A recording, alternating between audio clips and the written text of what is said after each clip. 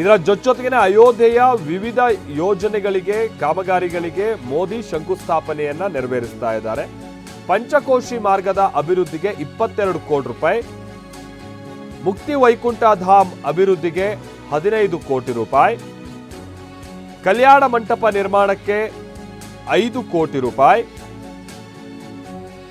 ಅಯೋಧ್ಯೆಯ ಒಳಚರಂಡಿ ವ್ಯವಸ್ಥೆಯನ್ನ ಉತ್ತಮಗೊಳಿಸುವಂತ ನಿಟ್ಟಿನಲ್ಲಿ 243 ಕೋಟಿ ರೂಪಾಯಿ.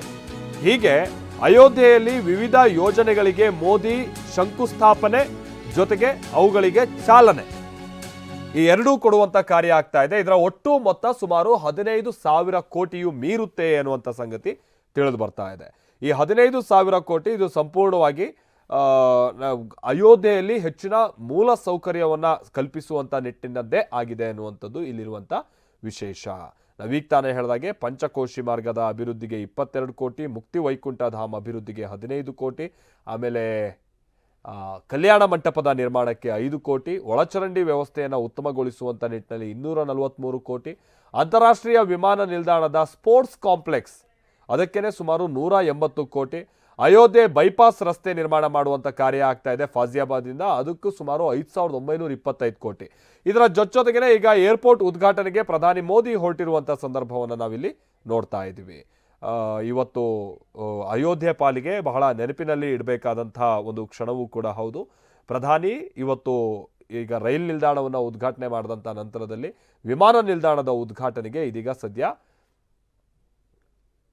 ಏರ್ಪೋರ್ಟ್ ಕಡೆಗೆ ಸಾಗ್ತಾ ಇರುವಂಥ ಸಂದರ್ಭವನ್ನು ನಾವಿಲ್ಲಿ ನೋಡ್ತಾ ಇದ್ದೀವಿ. ಇನ್ನು ಕೆಲವೇ ಕ್ಷಣಗಳಲ್ಲಿ ಏರ್ಪೋರ್ಟನ್ನು ಉದ್ಘಾಟಿಸುವಂಥ ಕಾರ್ಯ ಅಧಿಕೃತವಾಗಿ ಆಗುತ್ತೆ. ಈಗ ಆಲ್ರೆಡಿ ಅಲ್ಲಿ ವಿಮಾನ ಹಾರಾಟ ಕೂಡ ಆರಂಭ ಆದಂಗೆನೆ, ಯಾಕೆಂತಂದರೆ ಇವತ್ತು ಬೆಳಗ್ಗೆನೆ ಪ್ರಧಾನಿ ಬಂದಿದ್ದಾರೆ. ಅದೇ ಏರ್ಪೋರ್ಟ್ನ ಮುಖೇನವಾಗಿಯೇ ದೆಹಲಿಯಿಂದ ಅವರು ಅಯೋಧ್ಯೆಗೆ ಬಂದಿದ್ದಂಥದ್ದು. ಆದರೆ ಅಲ್ಲಿ ಅಧಿಕೃತವಾಗಿ ಉದ್ಘಾಟಿಸೋ ಕಾರ್ಯ ಆಗಿರಲಿಲ್ಲ.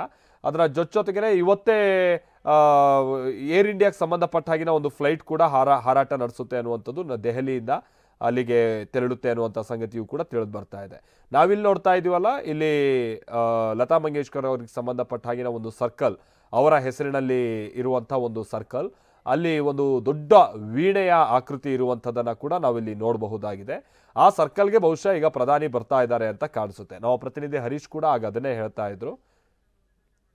ಲತಾ ಮಂಗೇಶ್ಕರ್ ಅವರ ಹೆಸರಿನ ಆ ಸರ್ಕಲ್ಗೆ ಪ್ರಧಾನಿ ಬರಬಹುದು ಅನ್ನುವಂಥದ್ದನ್ನು ಆಗ್ತಾನೆ ಹರೀಶ್ ಹೇಳ್ತಾ ಇದ್ರಲ್ಲ, ಹೌದು, ಲತಾ ಮಂಗೇಶ್ಕರ್ ಅವರ ಹೆಸರಿನ ಆ ವೃತ್ತದ ಬಳಿ ಇದೀಗ ಪ್ರಧಾನಿಯ ಬೆಂಗಾವಲು ವಾಹನಗಳೆಲ್ಲ ಬಂದು ಅಲ್ಲಿ ನಿಂತಿದೆ. ಬಹುಶಃ ಪ್ರಧಾನಿ ಕೂಡ ಸರ್ಕಲ್ಗೆ ಹೋಗಿ ಅಲ್ಲಿ ಸ್ವಲ್ಪ ಹೊತ್ತು ನಿಂತು ಜನರನ್ನೇನಾದರೂ ಮಾತನಾಡಿಸುವಂಥ ಕೆಲಸವೂ ಕೂಡ ಆಗ್ಬೋದು, ಅಥವಾ ಕೇವಲ ಅಲ್ಲಿ ಒಂದೆರಡು ಫೋಟೋಗಳನ್ನು ಕ್ಲಿಕ್ ಮಾಡಿ ಆ ನಂತರದಲ್ಲಿ ಅಲ್ಲಿನ ಆ ಸ್ಥಳದ ಮುಖೇನವಾಗಿ ಅಯೋಧ್ಯೆಯ ಮಂದಿಗೆ ಶುಭಾಶಯಗಳನ್ನು ಹೇಳುವಂಥ ಕಾರ್ಯವೂ ಕೂಡ ಆಗ್ಬೋದು ಅಂತ ಕಾಣಿಸುತ್ತೆ.